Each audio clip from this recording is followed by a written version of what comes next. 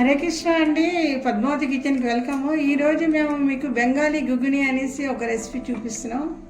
ఇందులో green mutton అండి, ఇది ఒక 1/2 kg ఉన్నాయి. ఇవి 8 గంటలు నానబెట్టి కొంచెం ఉప్పు వేసి 2-3 విజిల్స్ వచ్చే వరకు కుక్కర్లో పెట్టి అరిపించామండి. ఇవి అంటే ఉడకబెట్టినవి.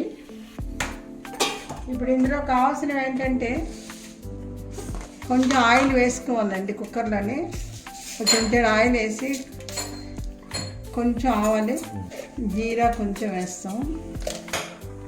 అల్లం పచ్చిమిర్చి అండి, కొంచెం చిన్న ముక్క అల్లం పచ్చిమిర్చి దంచి వేస్తాం.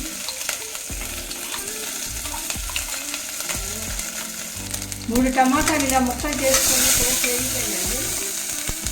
ఇలా టమాటాలు వేసుకుంటాం. ఒక 2 minutes ఉండాలి. ఇందులోని కొంచెం అదిగా టమాటా మగ్గిపోయింది. కొంచెం ఈ మాత్రం కారం వేస్తున్నాను. అలాగే కొంచెం గరం మసాలా అండి.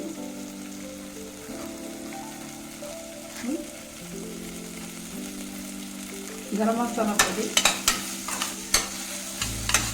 ఇది ఒకసారి కడిగి పెట్టేసిన తర్వాత ఇప్పుడు మనం ఉడకపెట్టుకున్న ఈ బఠానీలు వేసుకుంటామండి.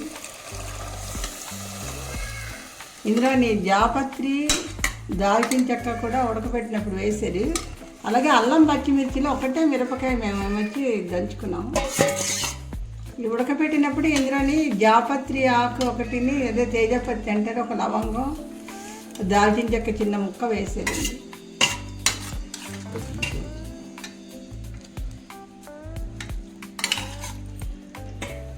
ఇది 2 నిమిషాలు ఉడికితే ఇవి కొంచెం ఈ బఠానీలు కొంచెం మిక్సీ తిప్పుతున్నానండి. తిప్పితే మీకు గ్రేవీ బాగా వస్తుంది. ఇవి కొన్ని బఠానీలు తీసి మిక్సీ తిప్పుతానండి.